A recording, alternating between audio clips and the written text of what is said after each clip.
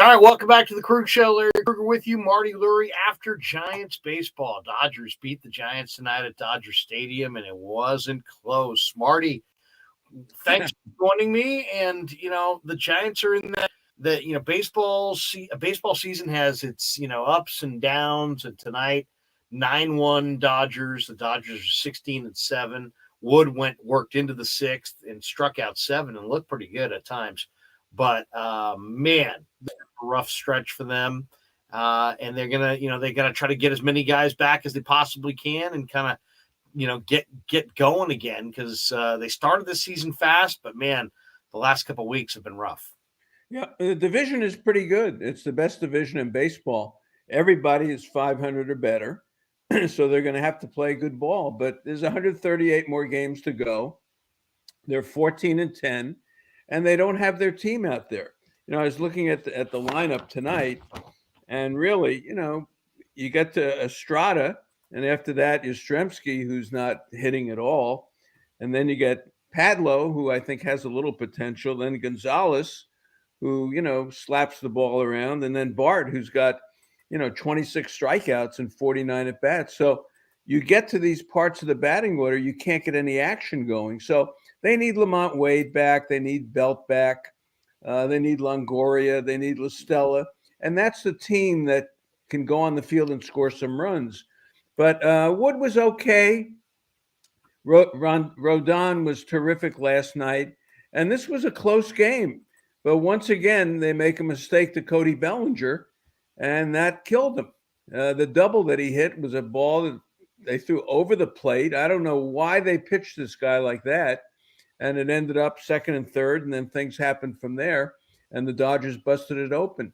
But the Giants got the leadoff runner on every time, except for the first inning. How about that? They couldn't get it going. They couldn't score. They just couldn't get it going. 0 for 10 with runners in scoring position. And it was just the lineup that's out there. Ruff is doing nothing. Flores got a single. Peterson is rusty. Obviously, he's missed some time.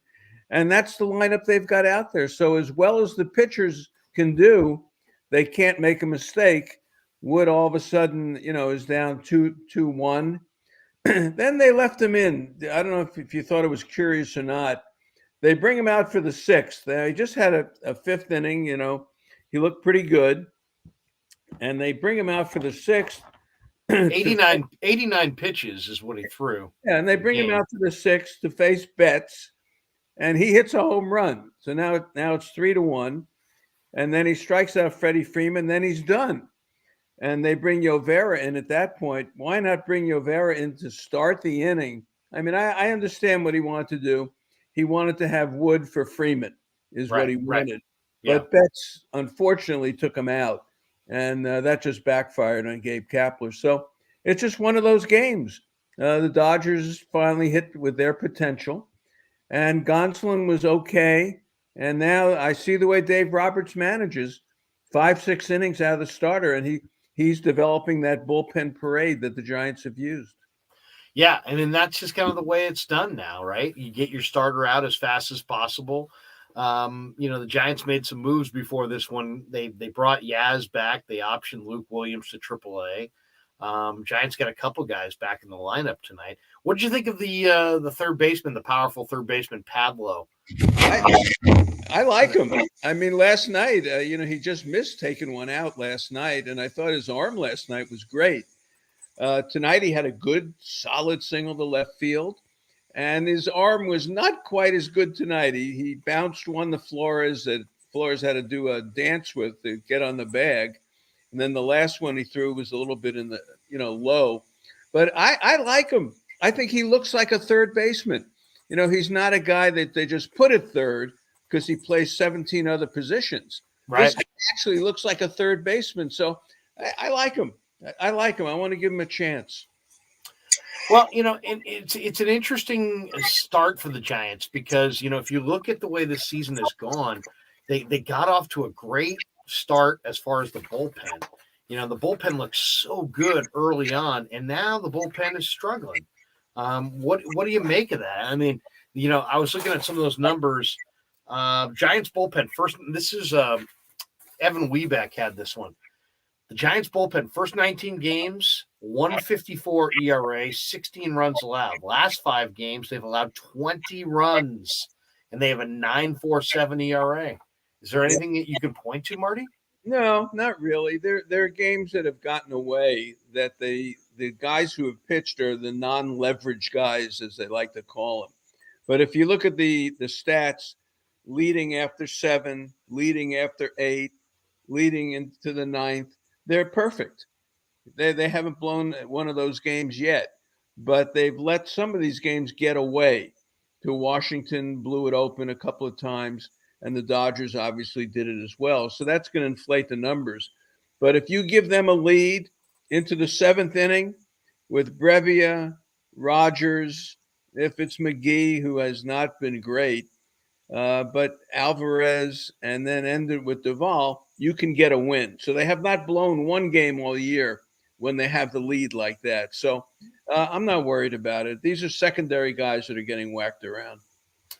The Giants at this point, tomorrow it's Miles Mikolas against Logan Webb. Quick series at Dodger Stadium, and now the Giants are coming back to Oracle Park for the Cardinals. What do you expect the Cardinals to look like? The Cardinals are off to a decent start, 14-10 out of the chute through the first 25 games or so. Yeah, inconsistent. They're not hitting. Carlson's not hitting. O'Neill is not hitting. But again, it's early. There's no Wainwright in this series. But the one guy who's just killing it is, guess who? Arenado. And you know what he does, once he gets here, he's always going to be tough. But the Cardinals are not scoring a lot. They're just not scoring a lot of runs. Their bullpen is settled down. They've got a couple of guys who throw in the high 90s. This Heisey, where do you see him? He throws about 102. Gallegos is going well for them. So I think it'll be a good series with the Cardinals. I really do. Now, you said Logan Webb is going tomorrow. Is that true? Because I thought it was going to be Sam Long. I thought it was going to be a bullpen game tomorrow. Well, I just went on ESPN.com and I looked up tomorrow's game, and it said Mikolas Webb. Long pitch tonight. Maybe that precludes him from going tomorrow. Yeah, I thought maybe they would, if they wanted a lefty, they'd start Garcia because they didn't use him at all. Now, the Dodgers hit Garcia pretty good if you look at the numbers historically. So maybe they stayed away from Garcia for this series. But if they want to go with a lefty opener, if they use Long tonight, they could open with Garcia tomorrow. Rebel 444 says, poll question, who's colder, Darren Ruff or Joey Bart? I mean, Darren Ruff is really, he's a guy, Marty, that they have to have Ruff swinging the bat. I mean, he plays every day and he hits in the middle of the lineup. And if he's going to play every day and hit in the middle of the lineup, man, he's got to get it going. Otherwise, it kind of highlights his struggles. Last year, basically, Ruff was a guy that they could, they didn't have to lean on so much. But now they really are leaning on him with the COVID deal and the injuries and the limitations to the roster. As far as just personnel and the defections in the offseason, they're leaning on Ruff to do something. And man, he picked the wrong year to have a slow start because they need him right now. Yep, they do. And he's not catching up to the fastball. He takes that first strike all the time. I'd like to see him be a little more aggressive on that first strike as they lay it into him. But he's missing the slider, and he's not got any power whatsoever. So he's just not.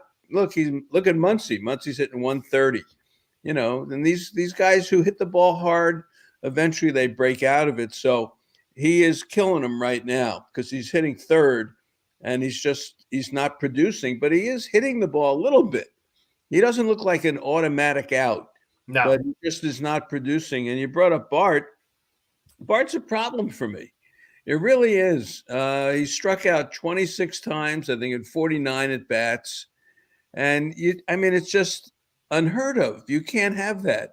And he's taking so many pitches. Again, I said what last time I was on with you, it looks like he doesn't recognize the pitch. And either he's sitting fastball and they throw him the breaking ball and he looks for the breaking ball and they throw the fastball past him. Yeah, I think catching at some point, you got to deal with it because Sally's not doing anything now. And look, they're hitting the catcher ninth. So it's a problem. It's a problem. Who's worse? Bart's worse than Ruff. Ruff at least is making hard contact. What did you think of Crawford's home run tonight? Yeah, look, there's something up with the ball. I can't tell you how many times I'm watching a ball come off the bat that normally comes off the bat and I say, well, that's gone, or that, that's trouble. And we're not seeing it. So it's either the night air in LA or the balls really are deadened. The home runs are down dramatically. So Crawford, he got a pitch down. Gonsolin threw it just where Crawford loves it, down and over the plate, and he got under it, and he hit it out in the first row. So as Hank Aaron always said, it doesn't matter where it lands as long as it goes over the fence. And it went over the fence. And so for Crawford, his second home run of the year, and he, it's been a long drought for him between home runs. So I was glad to see it. He is not looking good to me right now. The bat is looking slower. They need a backup shortstop to give this guy some time. I think Crawford almost falls into there's a problem here. Defensively, no, he's fine, but offensively, it's not happening for him. Kind of a weird night because the Giants did get the leadoff runner on all night long, and they just couldn't get it going. They couldn't come away with that big hit. I don't know. It's a weird thing, Marty, because it's early in the year, and there's some of these cold weather games early in the year. And I say cold weather, I mean they're at Dodger Stadium. It's not really cold, but some of the April weather, and it's like some of these bats are really cold. The averages are real low to start the year. And this is not just a Giants issue. This is a league-wide issue, basically. The hitters are just not hitting. The major league hitters, the average, what the average is? 231. You got to go back to 1968 to find averages like that. I think Cleveland leads, the major leagues in hitting as a team, and they're hitting 260, something like that. So home runs are down, averages are down, and the pitchers have been awesome, and they're always ahead of the hitters, and that's just the way the first month has gone. So let's see. You got to look at it for a few months, but to me, it looks like 2010 again, where the pitching will decide when they change the steroid thing and all the testing. 2010 was about pitching, and I still think that's what this year is all about. Well, what do you make of the baseball? Or is the baseball different game to game? I mean, is it different, week to week? I mean, it seems like there's some inconsistency right now, and there's some doubt as to whether or not the baseball is dynamic. Is it an ever-changing deal? What's the truth? And baseball owns the ball company, so they can make the specs anything they want on the ball and really kind of impact the game and change the game, every day or every month or every year, or just however often they want to kind of change the ball. I mean, what do you make of the inconsistent offense? Does it have anything to do with the baseball itself? Yeah, I think so. Absolutely. I think there's no, you just can't hit it as far. And, I've watched how many games? 20,000 games on TV over my lifetime. Who knows how many games I've watched? And you get an idea when a ball is struck, whether it's going to go out or whether it's trouble. And I'm watching balls be struck this year, and they're not going out. They're going to the warning track. And to me, that's the baseball. So they've deadened the ball. They want to get away from all the home runs and put the action back in the game, maybe have more singles. So I think they've messed around with the ball. Baseball is the only sport of all the sports where they actually do something to the equipment. I mean, you can't change, even though you had Deflategate with Brady, you can't change a hockey puck. You can't change a basketball. You really can't change a golf ball. Maybe a golf ball, goes further these days. But baseball is that one sport in the history of the game. The dead ball era, then all of a sudden they figured out how to make a ball that it was wound tightly in 1920, which started all the home runs. Then you have 1987 with home runs, 1968, no home runs. They're always 1930. Look what they did to the ball in 1930. The whole league hit 300. So they're always doing something. And I firmly believe that they have done something to the baseball to deaden it this year. A_Brody7 says we need to trade Beede, Ruff, and Bart for Aaron Judge and Wilson Contreras. We need to make moves. We are too emotionally invested in bad players that aren't performing. Yeah. Oh man, it wouldn't be a baseball postgame show, Marty, if people didn't suggest crazy one-sided trades. Yes, that would be yes. Let's call up Cashman today and see if that can happen. But I'm sure he'd love that. Yeah, Bart. We traded Aaron Judge, ladies and gentlemen. What'd you guys get? We got Beede and Ruff and Bart. Yeah, Tyler Beede tonight. He took a beating tonight. And look, where do they go with Tyler Beede, Marty? Why don't we talk about that for a second? He was a first-round draft choice, a different regime. He's throwing 98 miles an hour. He still has, on paper, what looks like a really good arsenal, but he's no mystery to anybody, and his command is borderline major league. He seems to nibble. Like he's got well above average stuff, but he doesn't trust it throwing it over the plate. And it's a bizarre look because you see a guy nibbling with, multiple out pitches and 98 miles an hour.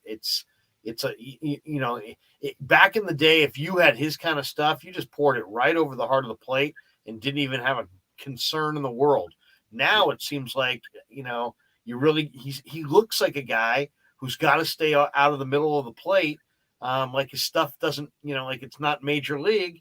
And then you look up and you're like, wow, this guy's got overwhelming stuff. So what gives? Well, they've changed him.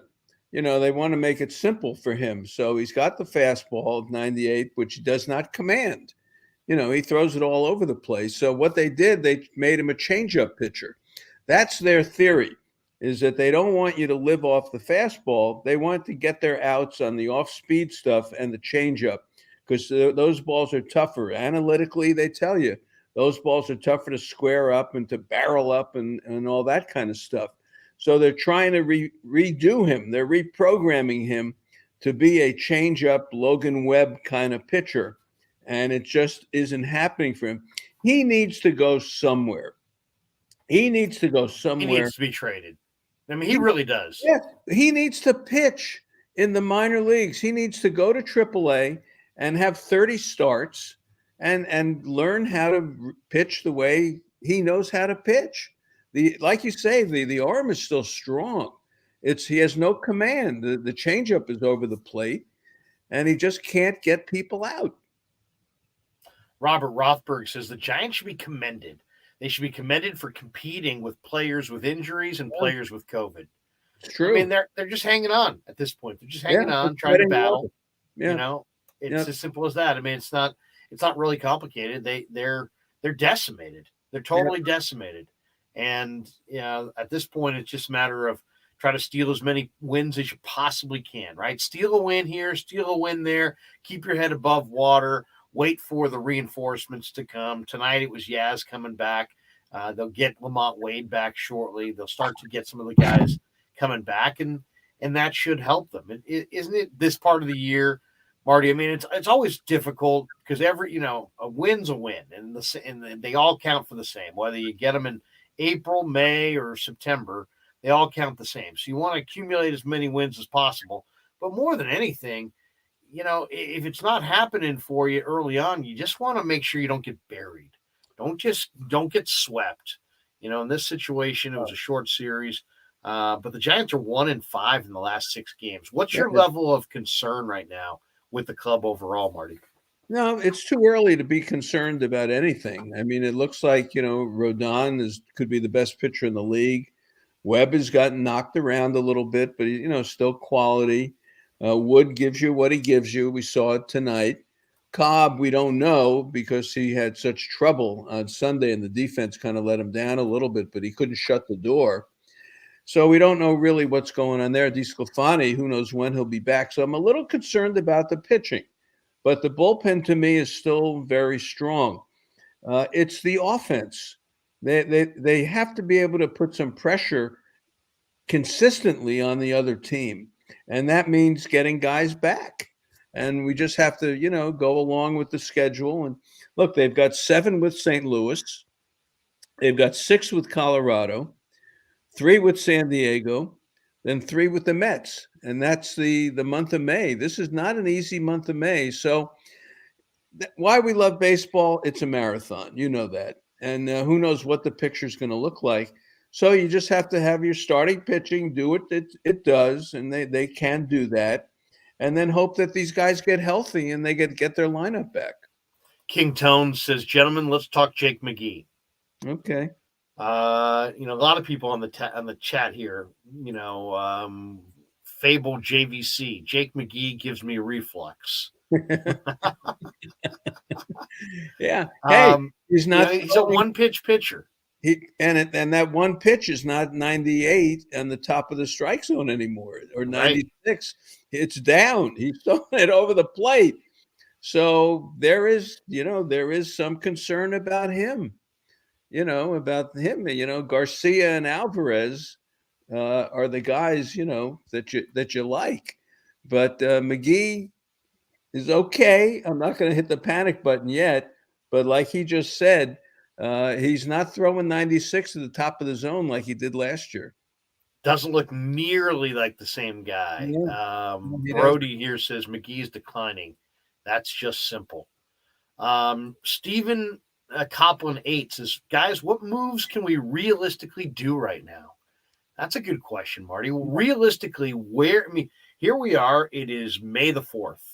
Yeah. You got all of May, all of June, all of July, all of August, all of September. It is a true marathon. You don't want to overreact to any kind of a lull here early in the year, especially when you've got the record the Giants have. They're 14-10. They're 14-10 through 24 games. Plus, and they've had 5 out of 6, and they're still 14-10. Yeah, exactly. They're 14-10, and they've dropped 5 out of 6. And this is a team that hasn't really they didn't break camp in full stride. They didn't break camp fully healthy. So we haven't really seen them healthy at all. And they're doing more than holding their own. They're doing fine. They're just, they don't look like a team that can get on a 5 or 6 game win streak right now because they've got so many guys who aren't in the lineup. Well, that's it. You can't really make trades right now or do anything or panic. Gonzalez is up, and I think Gonzalez stays. He's Duggar. Oh, he looks good. Yeah. He's Duggar, but he actually does something. Duggar, it's, maybe. Duggar's a defensive player. Yeah, Gonzalez looks like an offensive player. This guy actually can swing the bat a little bit, and he has a little bit of game. So I like that. I think he's a good addition. But I'll say it again. It's Longoria, it's La Stella, it's Wade, Yastrzemski, Belt, Crawford. You've got to get something, Flores. You've got to get these guys in sync. They're not in sync right now. And that's it. You've got too many guys who are AAA, 4A players playing right now. And that's what is going on with this team.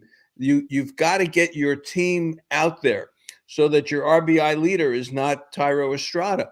You got to have some people who, legitimately knock the ball around. And they just don't have that going right now. That's why they're losing right now. Yeah. Because the starting pitching, I still say, will be okay. But you've got to be able to get that lineup straight. They're going to put a good starter out there every day. You can't go 6 through 9 and go, 2 for 16. Right. And look at the Dodgers. I'll tell you something. Dodgers are vulnerable to lefties. There's no doubt. I see why. No question. I see why Wood and Rodon pitched these 2 games and why Long came in there. Lux. How about Bellinger? How about the way they pitched to Bellinger? Can you believe they give this guy a pitch to hit? That's amazing because he gets himself out. It's almost like they're not paying attention to the advance reports. Please pitch him up. Do not pitch him down. He's a low ball hitter. The low ball's in his sweet spot, right, Marty? It cost them a series last year. And no doubt. And frankly, it was the biggest hit of the night tonight because it was the double that he got off of Long, and it made it 2nd and 3rd. And then the bleeders and the singles and things happened. And before you knew it, the game was broken open. Bellinger's double was the key. So point being, you got Lux, you got Bellinger, you got Muncy, You got Freddie Freeman. These are left-handed hitters, so you try to slow down the Dodgers a little bit from the left side, and I think that's the way you have to do it, because the Dodgers, after you get past, because Justin Turner's not hitting, No, after you get that's past Will crazy. Smith, kind of you can sort of maneuver your way through that lineup. No question. What's bothersome to me is wasn't giving up all the runs tonight. That thing, the game got kind of out of hand. It's the lack of offense. Yeah. And we've seen it. They're not getting a timely hit, but they're just not looking sharp offensively. Eric from Beale is making a donation here. He says, "Do you think the humidor in every ballpark is affecting the ball a bit too much? The humidor makes sense for Colorado, but it does not make sense for every other park." I agree with Eric from Beale, who joined us via video call last week.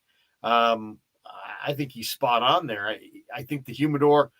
What do you think, Marty? I mean, is the humidor using the humidor now to almost the detriment of the game? Because it's like, I understood it in Colorado because you want to inject a little more moisture into the baseball so it's not so tight and doesn't just explode, and it becomes some just I understand why in the dry Colorado thin air the humidor has value and maybe is an equalizing element, but is it needed in these other ballparks? No, I don't think it's needed. And I think that Eric is right. Eric from Beale Air Force Base, he knows what he's talking about. The humidor has changed things, and it is not necessary. It isn't. Look, we see home runs are down. Batting is down. Batting averages are down. Now, you could blame it on the ball, but still the pitchers.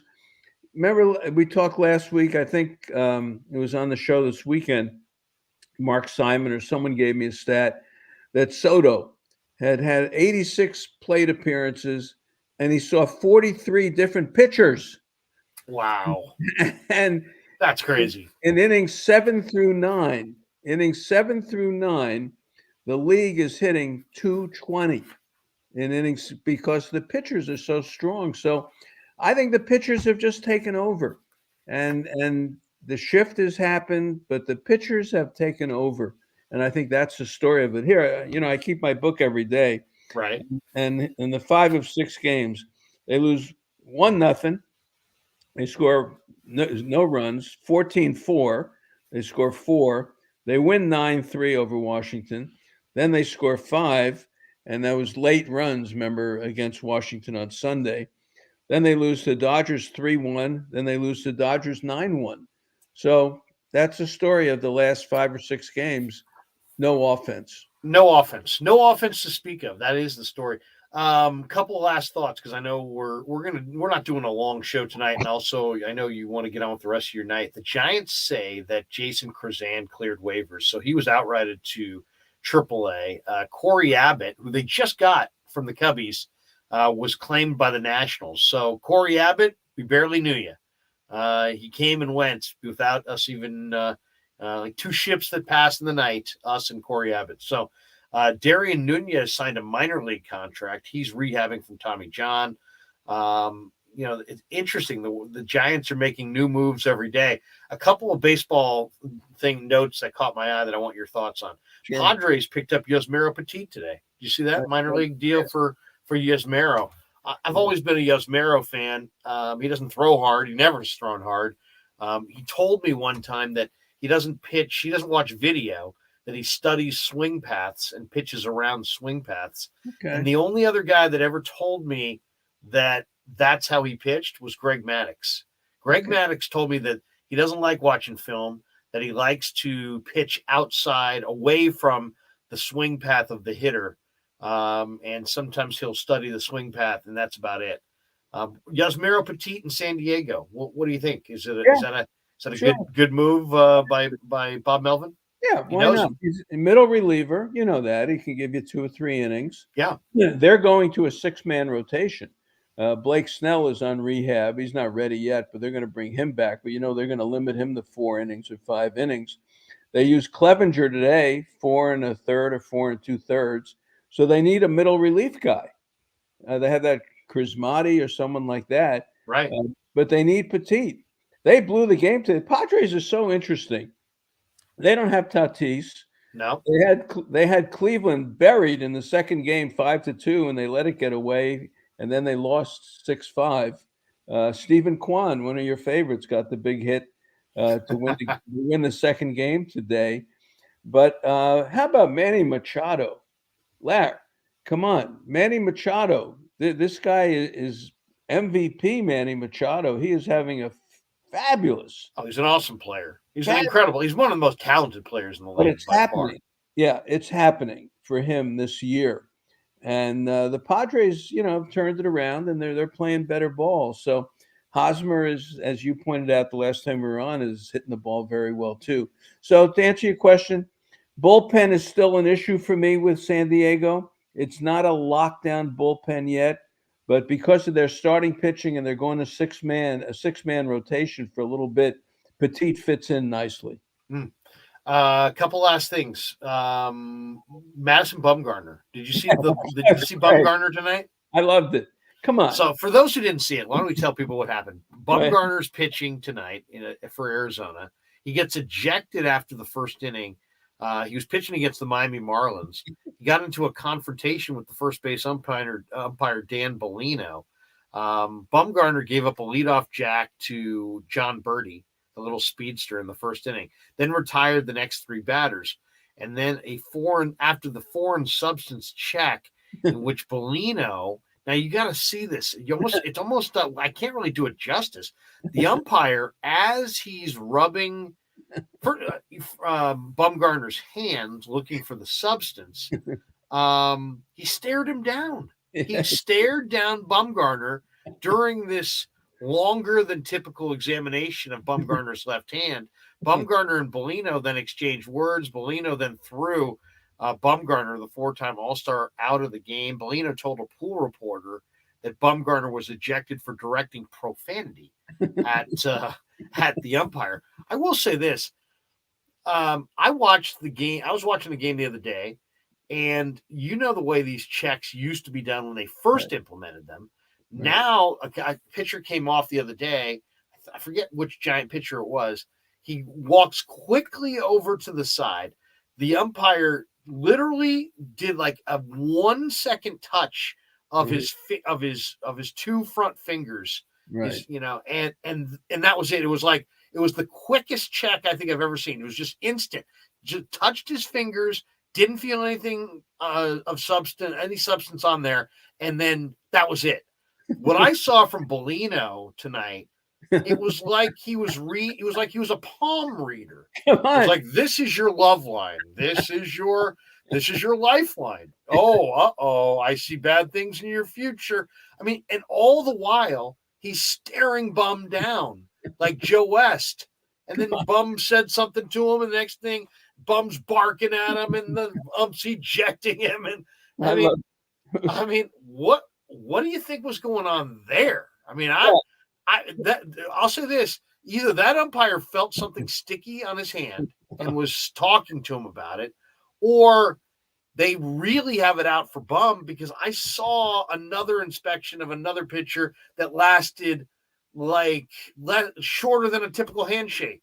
It was like the quickest thing I've ever seen in my life. So are they picking on Bum, or do you think Bum's using stuff? No, come on. Well, first of all, he's pitching much better now. And as I mentioned last time we were together, he's got a cutter now. And when I was down in Arizona and talking to the scouts, Renee Latchman and different people, he's throwing a cutter that now moves in on hitters. and that's why he's doing so much better. But, this was typical Bum. Come on, he gives up the home run. He gets squeezed on a couple of other pitches. And he gives you this, on the mound. I'm putting my hands out. You know how he gives you that, and so umpires don't like that. So all right, so that's the end of the inning, and now he comes off, and you're right. The inspection is ridiculous. It's ridiculous. They look at the hand, and they don't even touch. Basically, they just look at it and send the guy on his way. This guy, it looked like he was giving him a hand massage. Who does he think he's dealing with here? I mean, he's picked on the wrong guy. He takes his hand And as Bumgarner said, I don't know if it was a true quote or not. He said, "Look, if the guy wanted to play Little Piggy, this piggy goes to market, he can, get the F out of here."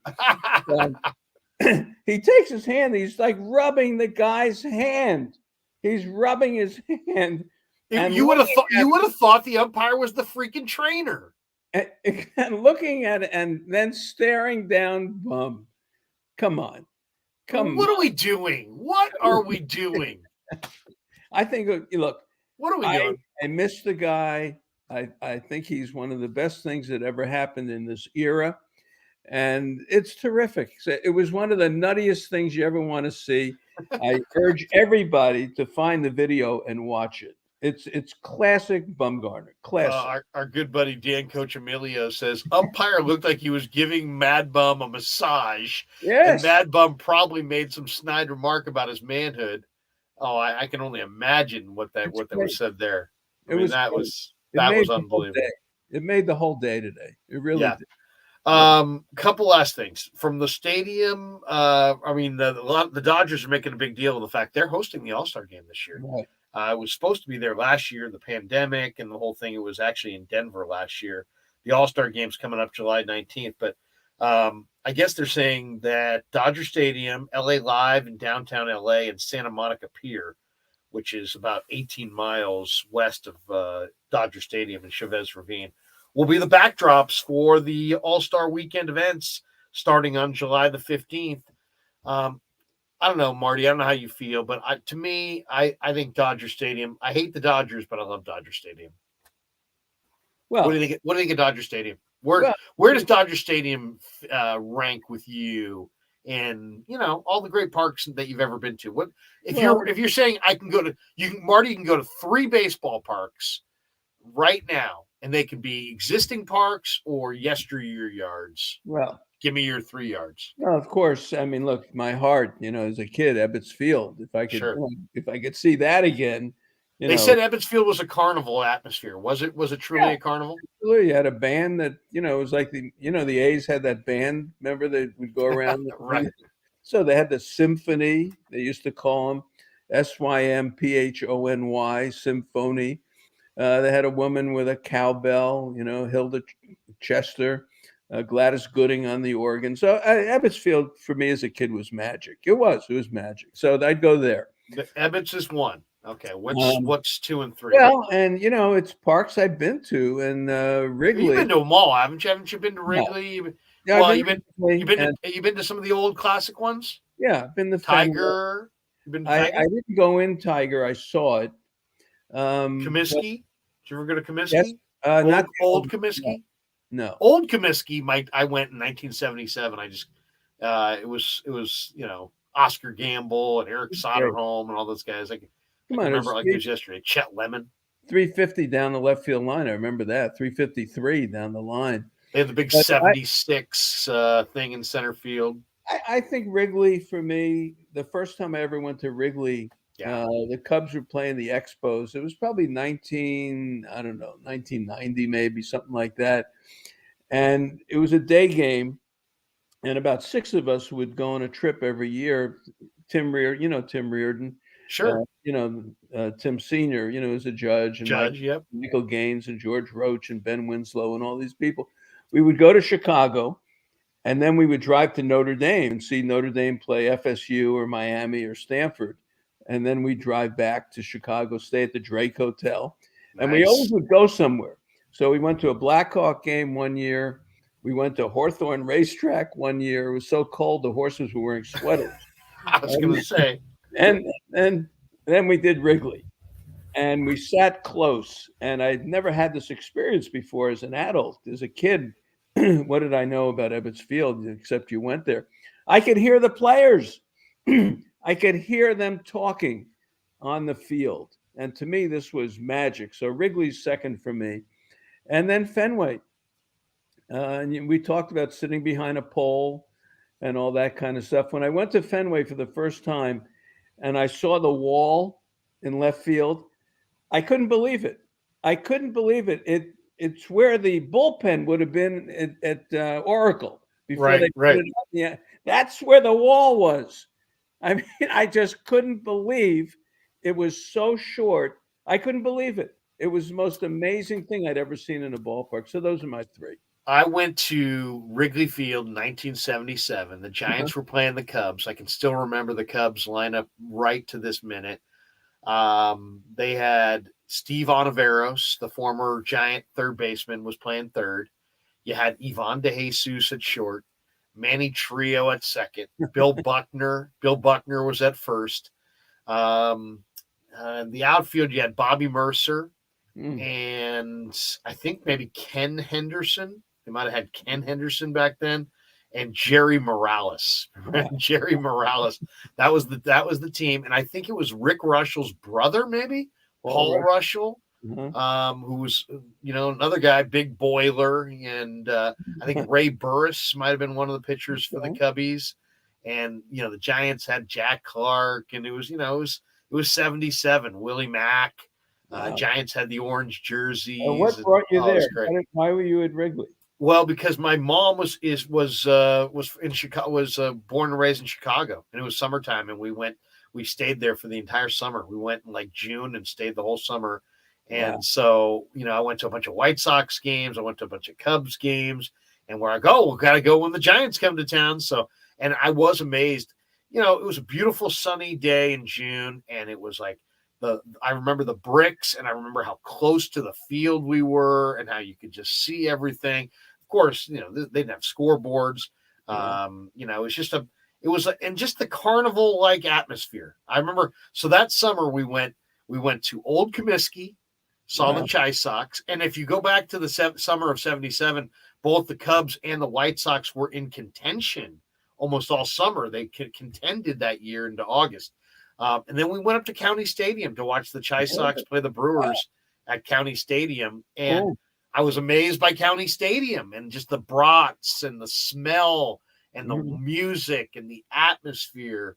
I mean, County Stadium, Wrigley Field, Comiskey Park in the 70s, it was like a summer baseball carnival. You know what I mean? It was like all these Midwestern people that are all holed up all winter long in freezing conditions all come out in the summertime, and they eat their brats and they go to the games and they drink a ton of beer, and it was a carnival-like atmosphere. But Wrigley was always a little bit more electric than the other spots. Yeah, did you ever go to a hockey game? No, never went to a Blackhawk game. Let me tell you, how about that? The Blackhawk game, Old Chicago Stadium. You got it, in Old Chicago Stadium, and they do the roar and when they're doing the Star Spangled Banner, they have that high note that they all hit together. Jaeger was the Pittsburgh Penguins, I think, were playing. Jaeger, remember that guy? Jagr. Okay. He was playing. But that was fabulous. All right, let me ask you this. What about football stadiums? Been to Soldier. Really? Okay. Yeah, I've been to Soldier Field, and I love Soldier Field. Soldier Field was built for the 1933 World's Fair, I believe. I don't know. And it was this huge thing, and the football stadium is only like a third of Soldier Field. The thing is actually huge, but they renovated it several times. It's right there on the lake. I'll tell you. I mean, it's just it was freezing. I mean, I was freezing at Soldier Field, Marty. It was 18 degrees. I had glove warmers. I had them in my boots. I had them in my gloves, my mittens, and I was just sitting there freezing. But it's an incredible spot. The LA Coliseum. The LA Coliseum, I always thought was, an incredible place to watch football. 100 people across per section.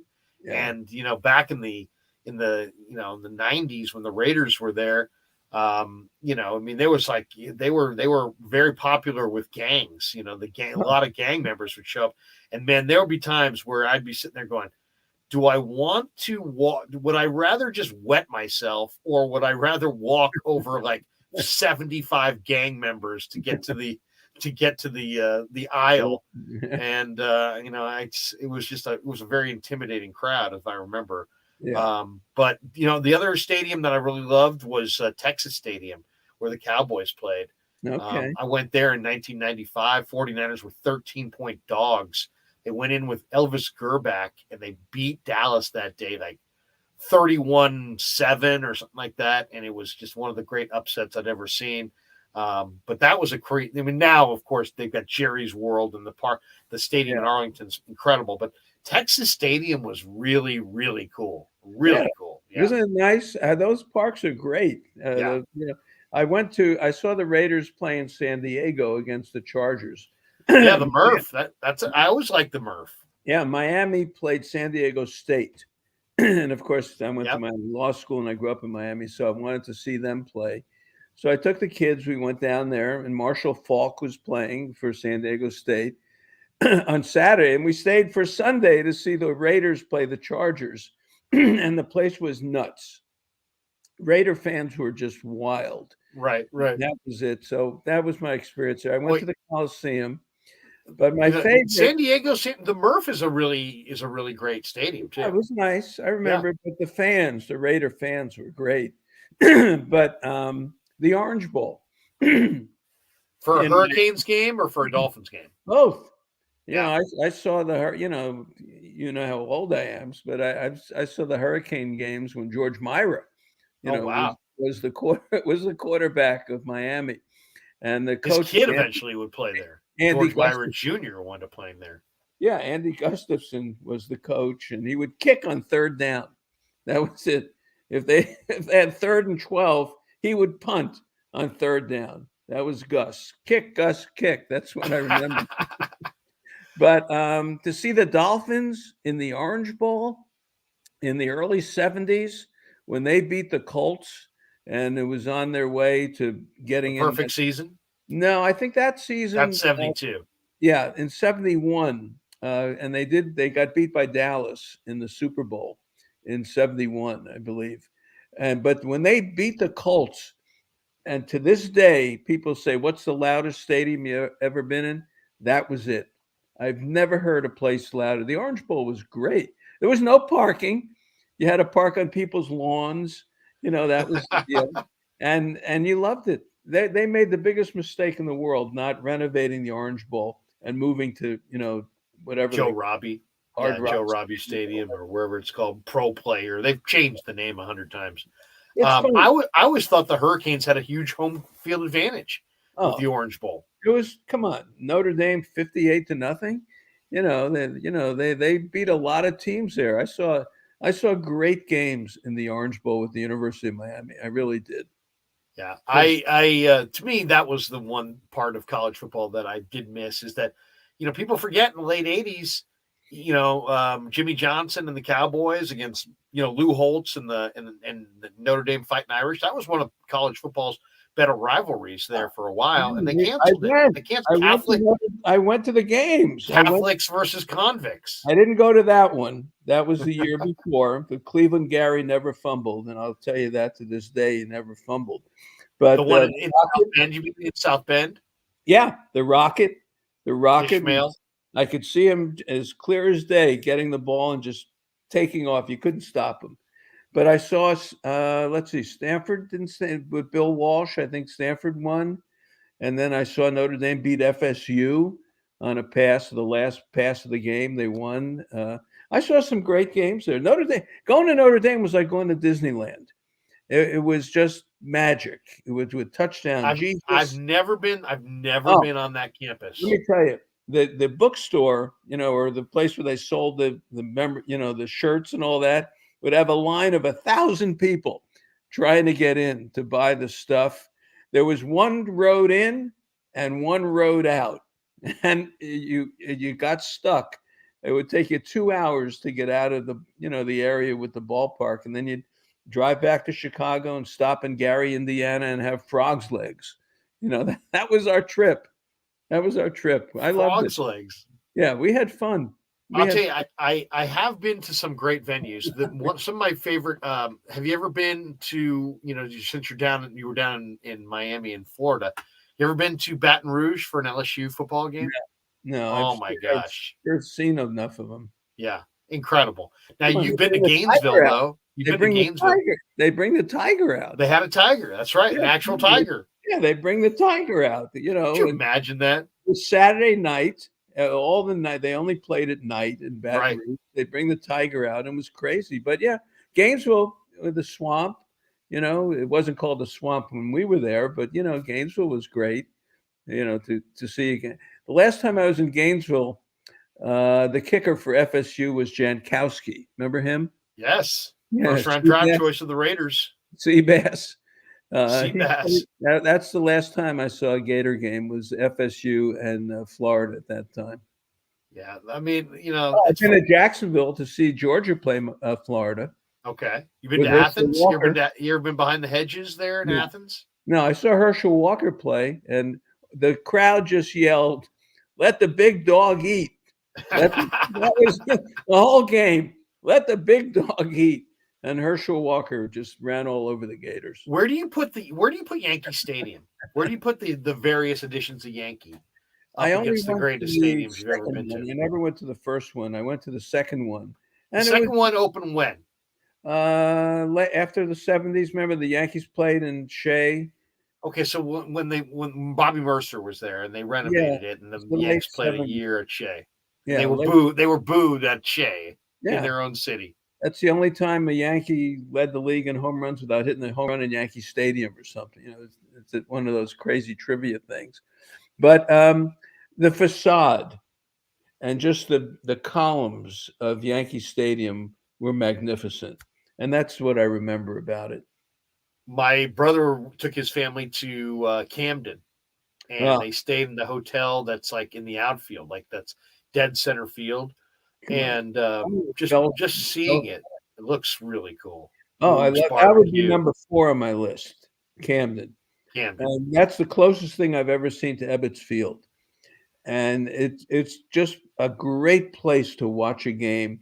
And in right field, they got Boog's Barbecue, and the smoke is coming out. It was incredible. Absolutely incredible. I loved it. I could just sit there, and I didn't even need a game. I could just sit there and look out at the scoreboard, the warehouse, and everything else. Camden was magic for me. As we're talking stadiums, Marty, it's funny. It makes me think of like some of my favorite baseball memories. One of my favorite baseball memories of all time was I went with the Giants in 1998 to San Diego, right? And they're playing the Padres. And you remember 1998 Padres with Bochy managing. They were stacked. They had Caminiti, and they had Greg Vaughn and Finley, and they were stacked. Kevin Brown was on that team as an ace. Anyway, we go there for a weekend series in San Diego, and I go into the Padre clubhouse around 2:00, 3:00 in the afternoon, and I see Tony Gwynn standing there. And so I walk up to Tony and I said, "Tony, how you doing? I'm Larry Krueger. I'm here with the Giants broadcast team, and we do a show on there and on the station that the Giants are carried on. We'd love to do an interview with you." And he's in a real high pitched voice. He's like, "Can't do it right now." He's like really high pitched, kind of caught me off guard. And he's like, he's looking for his stuff, and he's going through his locker, and he's like, "I can't do it right now, but I'll tell you what, if you come back here tomorrow at 7 a.m., I'll talk to you for as long as you want." And I said, "Okay." And then he ran off, and I'm standing there, and I'm kind of looking at some of the other media people there, and Ricky Henderson, was on that 98 Yankee team, looks at me and he goes, "Are you going to show up?" And I'm like, it kind of shocked me, right? He shocked me that Ricky Henderson was listening to our conversation. And I said, "Should I?" And he said, "Show up at 7 o'clock." And he goes, and he meant it. He'll be here. He'll be here at 7 o'clock. And he expects you to be here as well. And I said, "Oh, really? I thought maybe he was just blowing me off." And he's like, "Nope, he'll be here tomorrow at 7 o'clock. If you show up at 7 o'clock, he'll give you that interview." I'm like, "Oh, well, thanks, man. Thanks. I appreciate that, Ricky." So I would go back, leave, and we're in San Diego. So I get up super early, get out to the yard. I got to literally get somebody to let me into the ballpark, Marty. There was nobody even letting people in. And I go into the Padre clubhouse, and I don't hear anybody. Nothing. There's not a single person in there. Like guys vacuuming. And I'm like, damn, maybe he was just pulling my leg, and maybe Ricky was screwing with me. So I start walking out of the thing, and this guy goes, "Young man." And I go, "Yeah." And he goes, "Who are you looking for?" And I said, "Well, Tony Gwynn told me yesterday that he would do an interview with me if I showed up today at 7 o'clock. And he's like, he looks up and he kind of puts his finger up like this, and you can hear in the echoes of the Murph, crack, crack, crack. And sure enough, he's like, you know what? He's on the tee. He's hitting ball. Him and Greg Vaughn are hitting balls off the tee. So he goes, follow me. So we, walk out to the field. And sure enough, there's nobody in the yard, Marty, but Tony Gwynn and Greg Vaughn hitting off a tee at 7 o'clock in the morning of a regular season game. And Tony just wraps up and he goes, oh, so you're here. And then he came over and he gave me this interview and it was awesome. And I remember thinking to myself, wow, this is one of the great hitters of all time. And I thought he was blowing me off. And instead he was telling me when he had time. And he goes, yeah, I like to hit off the tee on Saturday. And I dragged Greg over here because he needs the tee work. He starts ripping Greg Vaughn. He's like, he needs the tee work. Right, Greg? And Greg's like, and then we just went back in the clubhouse and he got himself a cup of coffee and he sat down and he brought a chair over and unfolded it. And he's like, go ahead. And I'm like, I'm playing with the old DAT machine. Remember the DAT tape recorders? And I'm trying to get the things, he goes, I can see you're rushing. And when you rush, you make mistakes. And this is what he's saying to me. And I said, oh, thanks, Tony. And he goes, don't rush it. He goes, just make sure you get it right. So I'm getting, I got the tape thing. I taped the interview. We do the interview, and then I'm like, oh God, I guess you got to check to make sure I have this right. And as I'm looking for it, I can't find it. And then he goes, are we going to have to do that interview all over again? We talked for 20 minutes. And I said, no, I won't. I would never make you do that. I would never make you do that. If I don't have it, I don't have it. And he goes, well, come on, I got to see if you got it. And sure enough, I found it. And then I'm like, oh, here it is. And he's like, hey, have a great day and welcome to San Diego. And, he was just could not have been nicer and could not have been more genuine and talked about hitting and his approach and playing basketball at San Diego State and how he loved basketball. And he wanted to be a basketball player. Just it was incredible. And I remember thinking to myself, not even that moment, Marty, but like years later, wow, man, Tony Gwynn, seriously. Super nice guy. Yeah, like, a great ambassador for baseball. Incredible. He was the best. Yeah. I got to meet him a couple of times, and interviewed him on the show a couple of times. Yeah. But not an experience like yours, but being in the locker room and talking with him and that kind of stuff.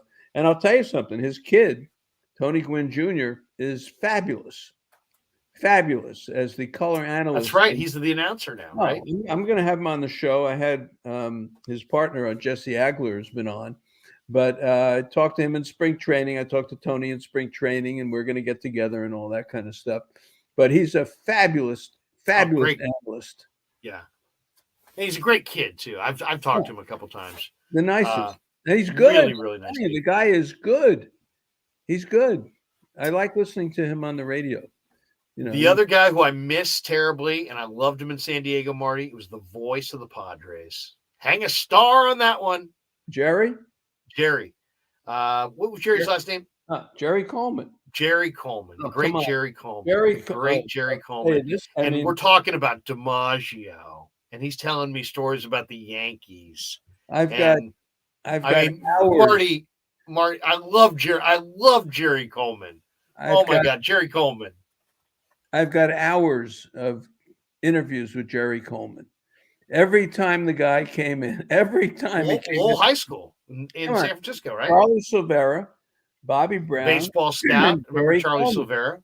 And who'd you say? Bobby Brown? Dr. Bobby Brown. Yeah, the three of them signed with the Commissioner Yankees. of the American League, or President of the American League. President of the American League. But he was also involved with Texas, and I went to his house. And outside of Dallas and met him and did a great interview with Bobby Brown. I met Bobby Bragan on that trip. But Jerry Coleman is the sweetest man. I loved him. I tell you, he couldn't have been nicer to me. Oh, I've got hours with him, and I listen to it all the time, talking about Mantle and Berra and Casey Stengel, and also I would just bring in old sporting news and say, Jerry, let's go through the sporting news together. And we'd bring up all these different names and stuff. It was fabulous. He was such a class act. Such a class act. So here's what happened. So he writes a book about his life. And I said, why'd you do this? He said, well, for my children, because he had gotten married a second time and he had children and they didn't know who he was, that he was this, player and all this kind of stuff and, all his career with the Yankees. So he wrote a book about it. So this is over the summer. And then in December, he passes away. And it was a terrible shock for me when that happened. So about 3 months later, I get a package in the mail, and it's from his wife, and it's the book. And he had written an inscription to me in the book, but he never had a chance to send it because he passed away. And she sent it to me and inscribed to Marty, you're a great baseball fan, great talking to you. Love, Jerry Coleman.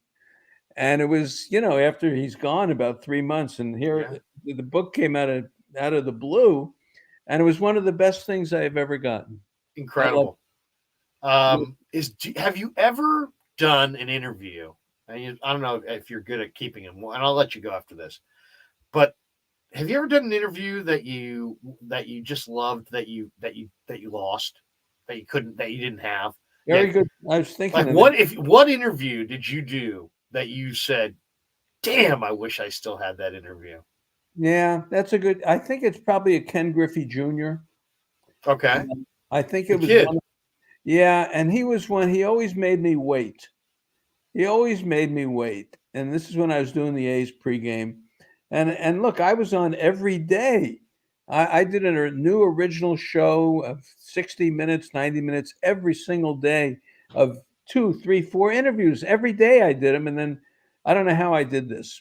So he'd always make me wait to the very end. And he had the trunk that he traveled with all his stuff in there and all that. And we sat down and talked to him. And, we came to San Francisco and he would stay in his hotel room and he would email back and forth with his family. And, he got into all this personal stuff of what his life was like. And I forgot to turn the thing on. Yeah. I mean, it happens. I know. It happens. Broke my heart. I'll tell you the one I did, Marty, is it was in the 90s, and the Cardinals rolled in, and KNBR said, hey, Tony La Russa is going to have an fundraiser foundation deal at Silverado. Will you go up there and host your show up there? And I'm like, yeah, absolutely, I will. No, yeah, we'll make it worth your while. And Lee J will go with you. Lee Jones, the great Lee Jones. You'll have the great engineer, and there'll be all kinds of people at Tony's thing, and it'll be so much fun. You'll have a good time. And so I'm like, oh, sounds good. So I go up there, and we are sitting around a circular table. We had this wonderful dinner. We're drinking wine. We're sitting around this table. It's like 8:00. I got 2 more hours of sports phone. And I go, you know what? We're going to take a break, and then we're going to come back, and we're just going to do an old-fashioned round table. Lee Jones has all the mics set up here. And so, you're not going to want to miss this. We got a great baseball conversation coming up next. And sitting around the table, Marty, left to right, Tony La Russa, Bill DeWitt, the chairman of the Cardinals, Lon Simmons, and Joe Buck. Or Jack. No, not Joe Buck. Jack Buck. Wow. Jack Buck, Tony La Russa, Bill DeWitt, Lon Simmons, and me. We talk about who didn't belong there. It was me. And I sat there and talked baseball with these guys. And Lon himself, Lon is the best. But around Jack Buck, these guys had, Marty, the stories. And then Bill DeWitt and La Russa, and La Russa's, telling Jack Buck, remember that story? Tell Lon that story. And this is all on KNBR. And it was a 2-hour thing. We took a couple commercials in there. We went from 8 to 10 o'clock on KNBR talking baseball from Silverado with La Russa, Jack Buck, Lon Simmons, Bill DeWitt, and me. And I remember sitting there going, wow, that was an incredible night. The show ends at 10 o'clock. We sat there for another hour. 3 hours. We sat there for that third hour from 10 to 11 o'clock, just having red wine and talking, baseball and listening to Jack Buck tell stories about Lou Brock and Ernie Broglio and all these, Tim McCarver and Kurt Flood and and I do not have it. I don't know where it is. I don't know what happened to it. Oh God. Yeah, I had a couple of interviews. I used to do them on the phone. Remember, we had a phone, and you could set it up where you could record off the phone. You'd plug your tape recorder into the phone and all that stuff. So I interviewed Warren Spahn once, Vernon Law. These great pitchers from the 50s and 60s and all that, and it just had buzzes in it. And buzzes, and I could never use it. Oh, I could never, Warren Spahn, and I called him back. I said, Warren, I had trouble with it. And I said, would you mind if I talk to you again? And I don't know if he did or not, but I don't think I ever did. But did you ever see the documentary Shot Heard Around the World? Did you ever see? I mean, I know what the Shot Heard Around the World was. I know you know all the background at it. Did you ever see the HBO documentary? I must have. I just don't recall. It's on demand on HBO right now. You could go find it. So it was made in the, I would say it was 2000. It had to be after 2000 because I remember being at the ballpark. Somehow HBO did something and was like, hey, come on out and come to the screening of the first screening of it, the world debut of this documentary. So they flew in Ralph Branca and Bobby Thompson. Yep. And I interviewed them. Yep. I had Ralph Branca and Bobby Thompson. Yep. And both of these guys were like, Marty, they were both like regal. Bobby Thompson could not have been more polite. He just could not have been nicer. and Ralph Branca, who was the GOAT, obviously, in the 51 deal, was the most gracious guy, and this old Italian guy who was very proud. And these guys really enjoyed each other. I thought, well, maybe this is not going to be smooth, but no, they had done so many banquets in New York City together that they were good old friends. They were best friends. Not best friends, but they were very good friends. They were. I got to interview both of them. Did you? And both of them, and it was fabulous. Yeah. Just Bobby Thompson was the sweetest guy. Yeah. And Ralph had a little bit of an edge to him. Yeah. He was the father-in-law of Bobby Valentine. Oh, so, I didn't know that. Yeah, so we had that, talking about Bobby Valentine as well. But Ralph was great, and they made a whole career out of the home run that he hit off of him. But in later years, when the book came out by Joshua Prager that talked about the Giants with the buzzer system and, stealing the signs and all that stuff. Right. The camera in center field. Ralph got, because Bobby Thompson always said, I never had the sign. Right. And we talked about it. He's like, I never got the sign. I know. Ralph never quite believed that. Ralph Branca would, was it magic pixie dust that made him go 44-7? If it didn't work, why did they do it? It was like he had, he had his talking points down. But he also, Ralph Branca blamed Charlie Dressen. He blamed Charlie Dressen, the manager. He said Charlie, at that point, the Dodgers manager, had this incredible staff, and he lost confidence in everybody. And he said he basically, by the end of the year in 51, was down to like a 7-man staff. It was like 4 starters and 3 relievers. Don Newcomb every other day. And Don Newcomb took him to the 9th inning. Come on, he's winning 4-1, right? In the 9th inning, 4-1, he's winning in the 9th inning. He would have been pulled 2 innings earlier if it was today. 4-1, he's winning the 9th inning, and he couldn't go any further. He just couldn't go any further because he had pitched like 3 times in the week. That's they used him in that way. And you know the story. And I interviewed Carl Erskine who was in the bullpen. Erskine bounced the ball in the dirt, and the guy talking to Dressen said, how do they look? And he said, Erskine just threw it in the dirt. And he was afraid that he was going to throw it in the dirt.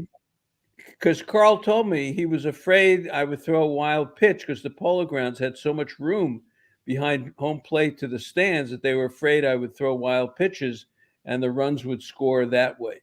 So he bounced the curve, and Clyde Sukaforth said it, and Dressen said, "All right, bring Branca in," and Thompson had homered off Branca a few days earlier, and he'd already hit him. And today it wouldn't happen.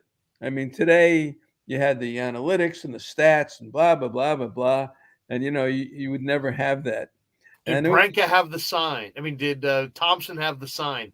When I asked him that, he said, absolutely not. Absolutely not. Who knows? Yeah. He probably did.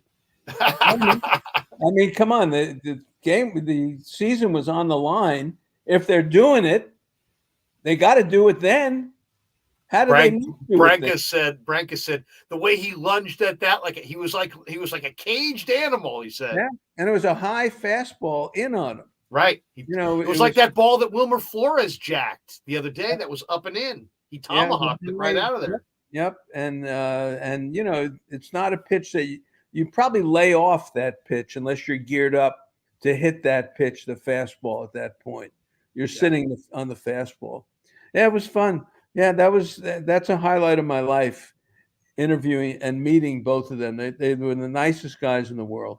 Oh, wow. Man. Pretty good, Larry. Yeah. Hey, good stuff. Hey, let's finish with the sponsors here. Let me just throw some love to my sponsors. Our sponsor is Dan Coach Emilio, securemoney.com. Danny's a retirement planning specialist, and he's fantastic. And obviously there's a lot of uncertainty in the world, and you don't want your money to be, in an uncertain situation. So put your money where it's safe for your retirement. Danny's got 25 years of experience, born and raised right here in Northern California, and he can help you get an immediate 10% premium bonus on your principal retirement account. Give him a call, 925-628-9966, securemoney.com on the web. It's not a one-size-fits-all situation. He'll sit down with you, talk to you about your goals, and map out a strategy to help you get where you want to go. So thanks to Dan Coach Emilio and the good people at securemoney.com for being proud sponsors of the Krueg Show. And thanks to Casey Bateman and all the good people at Telmetrics.co. If you're an orthopedic surgeon, if you're an occupational therapist, a chiropractor, or a physical therapist, Telmetrics is designed for you to use in your practice and will greatly benefit your patients. Telmetrics uses computer vision and artificial intelligence and provides a platform for outpatient rehab therapy services, both in the clinical and the telehealth environments. Using Telmetrics can improve your patient's experience and much more. So for all your sports injury needs, if you're a physical rehabilitation specialist of any kind, be sure you go to that website, telmetrics.co. That's TELMETRIX.co. And thanks to Casey Bateman and all the good people at Telmetrics for being proud sponsors of the Krueg Show. And be sure to hit that like and subscribe button, and be extra sure to hit the notification bell so you can catch all of the upcoming Krueg shows. I love you guys. I'm having a lot of fun. Thanks to Ryan. Thanks to Len. Thanks to our sponsors. Thanks to you, Marty. Thanks to everybody in the chat room tonight. I'm back with you. We're going to do a lot more stuff throughout the week. What do we have on schedule for tomorrow? Tomorrow, we are going to do some Niner stuff at noon. Ted Wynn is going to stop by. He's a really knowledgeable guy, breaks down football film. We'll get his review on the 49ers draft. At 3 o'clock tomorrow, Kyle Posey's going to stop by from Niners Nation, and we'll get his perspective on the 49ers draft from last weekend and what's going to happen going forward with Deebo Samuel, who, by the way, Marty, refollowed the Niners on Instagram. So just sleep well tonight knowing that Deebo is following the Niners once again on Instagram. That's good news.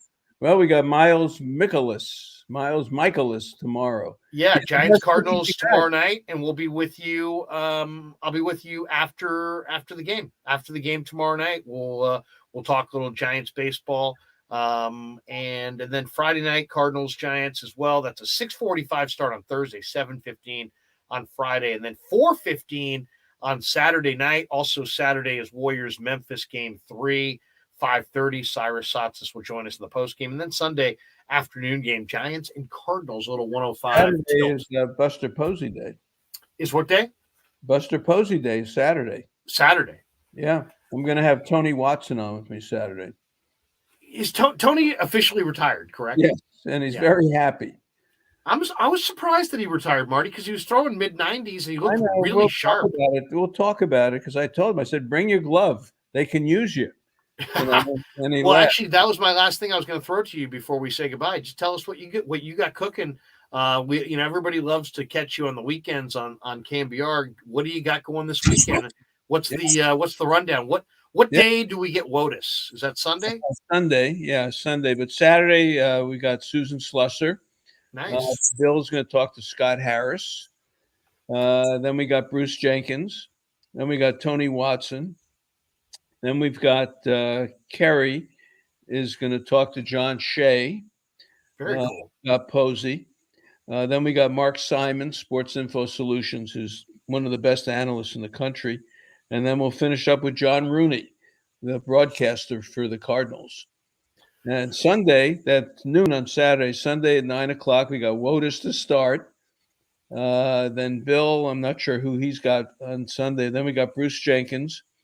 Then I'm going to have Kostya Kennedy on, who wrote the new book about Jackie Robinson called True. And it's a wonderful book, and he highlights 4 seasons of Jackie Robinson's life: 46, 49, 56 when he retired, and 72 when he passed away. So very knowledgeable author, good man. Then Kerry's going to talk to his mother because it's Mother's Day. Oh, nice. And I think I heard that segment last year. Yeah, exactly. Yeah, he's going to do that. And then probably Katie Wu, or maybe we'll do something on the Rockies who are coming in. And then finish it up with Adam Copeland on Sunday. Awesome stuff. Copes is the man. Love Copes. Come on. I've been 25 years. What's that? 25 years I've been doing this. 25 years, and it's great, man. That? Isn't it seriously amazing? Nobody's any better at doing this weekend stuff. Well, you and I you started me off. I used to come man. and You're the best. You're the best. And I realize it's late. I appreciate you doing late night duty with us. But 11 o'clock yet? What's that? Not quite midnight. It's 10 minutes to midnight. The midnight replay will start. But we're going to say goodnight. And Marty, have a great rest of your week. Have great shows this weekend. Go Giants. Hopefully they turn it around. It wasn't a good series in LA, but we hope for the best. Couple of games. What can you say? Tomorrow there's another game. Exactly. Another game as the mosaic takes its shape. Never met a man I've been scared of. Careful, you gon' get exactly what you asked for. Careful, whatever you bring me getting handled. I answer to no one, I don't need to have.